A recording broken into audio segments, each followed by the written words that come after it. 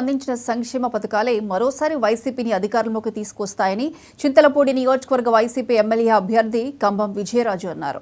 రాష్ట్రంలో వైసీపీకి వస్తున్న ప్రజాదరణ చూసి ప్రతిపక్షాలకు భయం పట్టుకుందని విమర్శించారు. చింతలపూడి నియోజకవర్గ వైసీపీ అభ్యర్థిగా కంభం విజయరాజు నామినేషన్ దాఖలు చేశారు. ఓటమి భయంతోనే ప్రతిపక్ష నేతలు తనపై అవినీతి ఆరోపణలు చేస్తున్నారంటున్న కంభం విజయరాజుతో మా ప్రతినిధి దుర్గాప్రసాద్ ఫేస్ టు ఫేస్. భారీ జన సందోహం నడుమ చింతలపూడి నియోజకవర్గ వైఎస్ఆర్సీపీ అభ్యర్థిగా విజయరాజు అయితే నేడు నామినేషన్ దాఖలు చేశారు. ప్రస్తుతం విజయరాజు మనతో ఉన్నారు.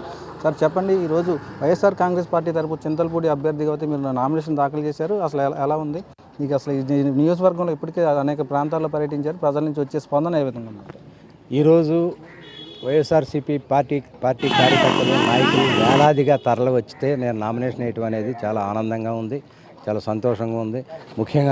ముఖ్యంగా మా నాయకుడు ముఖ్యమంత్రి గారు పట్ల ప్రజలకు చాలా అచంచలమైన విశ్వాసం ఉంది. ఆయన ప్రజలకు చేసిన మేలు, అభివృద్ధి, సంక్షేమము ఈ రాష్ట్రంలో ప్రతి ఒక్క పౌరుడు, ముఖ్యంగా పేద ప్రజలందరూ ఆయన్ని దేవుళ్లాగా కొలుస్తున్నారు. కాబట్టి ప్రతి ఒక్క ఆంధ్రప్రదేశ్లోని ప్రతి ఒక్క పౌరుడు కూడా ఆయన్ని ముఖ్యమంత్రిగా చేసుకోవడానికి ఉవ్విళ్ళు ఊరుతున్నారు. ఎప్పుడెప్పుడు మే 13 వస్తుందా, ఎప్పుడెప్పుడు ఓట్లని వేసి అఖండ మెజారిటీతో వైఎస్ఆర్సీపీ పార్టీని గెలిపించడానికి, జగన్మోహన్ రెడ్డి గారిని గెలిపించడానికి, అలాగే ఏలూరు పార్లమెంట్ అభ్యర్థి కారుమూరి సునీల్ యాదవ్ గారిని గెలిపించడానికి, చింతలపూడి నియోజకవర్గ అభ్యర్థి నన్ను గెలిపించడానికి కూడా ప్రజలు సంసిద్ధంగా ఉన్నారు.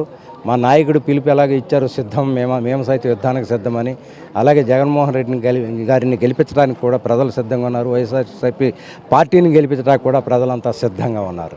నియోజకవర్గ ఇన్ఛార్జిగా బాధ్యతలు చేపట్టి నుంచి కూడా నియోజకవర్గంలో పలు ప్రాంతాల్లో అయితే పర్యటించారు. అంటే నియోజకవర్గాల నుంచి వచ్చే ప్రజల సమస్యలు కానీ, నియోజకవర్గంలోని సమస్యలు కానీ ఏ విధమైన గుర్తించారు? మీరు అధికారం చేపడితే వాటికి ప్రజలకు ఏ విధమైన భరోసా ఇవ్వబోతున్నారంట? నియోజకవర్గంలో ఉన్న ప్రతి ఒక్క సమస్య ఎందుకో చాలా భాగం నేను ఆల్మోస్ట్ 90% తిరగడం జరిగింది. ముఖ్యంగా ఈ చింతలపూడి పట్టణంలో సెంట్రల్ లైటింగ్, అభివృద్ధి, అలాగే ఇంకా చాలా అభివృద్ధి కార్యక్రమాలు ఉన్నాయి. ఈ అభివృద్ధి కార్యక్రమాలు నేను చేపడతాను. ముఖ్యంగా చింతలపూడి ఎత్తిపోతల పథకం కానీ, సెంట్రల్ లైటింగ్ కానీ, చింతలపూడిలో ఒక ఇండోర్ స్టేడియం కానీ, అలాగే చింతలపూడిలో ఒక ఇండస్ట్రియల్ కారిడార్ తీసుకురావడానికి కానీ కృషి చేయడంతో పాటు జంగారెడ్డిగూడెం పట్టణ అభివృద్ధి, అలాగే నియోజకవర్గంలో ఉన్న 4 మండలాల అభివృద్ధి, ముఖ్యంగా రోడ్లు, డ్రైనేజీలు, హౌసింగు, ఇట్లాంటి చిన్న పనులు ఉన్నాయి. అవన్నీ నేను చేస్తానని మీకు చెప్తున్నాను. మరోపక్క చూసుకుంటే మీ పాత ఎమ్మెల్యే ఎవరైతున్నారో ఏలీజా గారు ఒక పక్క కాంగ్రెస్ పార్టీలో వస్తున్నారు, మరోపక్క చూసుకుంటే ఎన్డీఏ కూటమి 3 పార్టీలు కలిపి వస్తుంది. టోటల్గా 4 పార్టీలని వైఎస్ఆర్సీపీ ఏ విధంగా ఢీ కొట్టబోతుందంటారు? మా నాయకుడు సింహం లాంటివాడు. సింహం వెళ్తుంటే కుక్కలు ఎన్నైనా వస్తాయి. అలాగే మా నాయకుడు ఒక మదపటేనుగు లాంటివాడు. మదపటేనుగు వెళ్తుంటే కుక్కలు మురుగుతూ ఉంటాయి. ఈ ప్రతిపక్షాలన్నీ దమ్ము ధైర్యం లేక అన్నీ కలుపుకుని ఆంధ్రప్రదేశ్లో ప్రతిపక్షాలన్నీ ఒకటైనాయి. ఎందుకు ఒకటైనాయి? మేము సింగిల్గా అయితే వాళ్ళు ఎవరు జగన్మోహన్ రెడ్డి గారిని ఏమీ చేయలేరని వాళ్ళకి తెలుసు. కాబట్టి కలుపుకుంటే ఏదో అందరూ కలుపుకుంటే ఎంతో కొంత ప్రతిఘటించవచ్చు మా నాయకుడు అని వాళ్ళందరూ కలుపుకున్నారు. కానీ ఎంత కలుపుకున్న శూన్యం. చివరికి ఆంధ్రప్రదేశ్లోని ప్రతిపక్షాలే కాకుండా భారతదేశంలో బీజేపీ పార్టీని కూడా కలుపుకున్నారు. ఎందరూ కూడా అన్నీ కలిసినా కూడా మా నాయకుడు సింహలాగా ఒంటరిగానే వస్తాడు. ఎందుకంటే దమ్మున్న నాయకుడు, ప్రజల్లో పట్టున్న నాయకుడు, దేవుని అన్నదానంలో ఉన్న నాయకుడు జగన్మోహన్ రెడ్డి గారు. కాబట్టి మళ్ళీ జగన్మోహన్ రెడ్డి గారు సీఎం అవటం ఖాయం. అంటే మరోపక్క చూసుకుంటే ఈ ప్రతిపక్షాలు ఏవైతే ఉన్నాయో వాటిని మీ అంటే అవినీతి ఆరోపణలు అయితే చేస్తున్నారు, అది ఉద్యోగరీత్యా అయితే చేస్తున్నారు, వాటిని అంటే రాజకీయ విమర్శలుగా గుర్తించవచ్చు అంటారు. అసలు దాన్ని ఏ విధంగా స్పందిస్తారు?